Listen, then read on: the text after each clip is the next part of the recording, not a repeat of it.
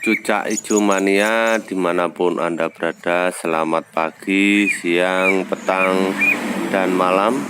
Di channel Pak Poh kali ini saya akan berbagi tips tentang burung cucak hijau yang kita gantangkan. Itu ada yang jalan di pinggir, maksudnya di urutan pinggir gantangan, dan ada yang minta di tengah. Ini faktor-faktor yang sangat mempengaruhi penampilan cucak hijau yang biasanya ini diabaikan.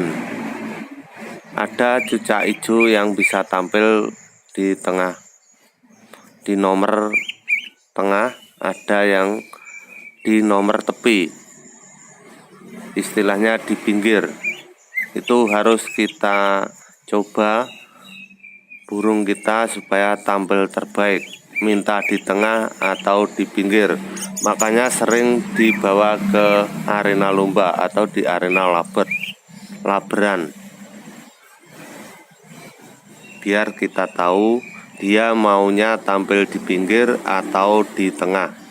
Ini sangat berpengaruh.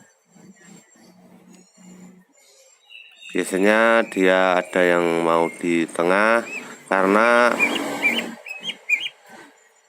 di samping-sampingnya ada burungnya atau burung lain, ada yang minta tampil di pinggir. Kalau nanti dia tampil di pinggir, berarti burung kita itu cocok di nomor bagian barisan deretan pinggir atau istilahnya tepi. Ada juga yang mau di pojokan, di pojok gantangan. Itu caranya kita otak-atik masalah tempatnya. Inilah tips dari channel Pak Poh supaya cucak hijau tampil di arena lomba.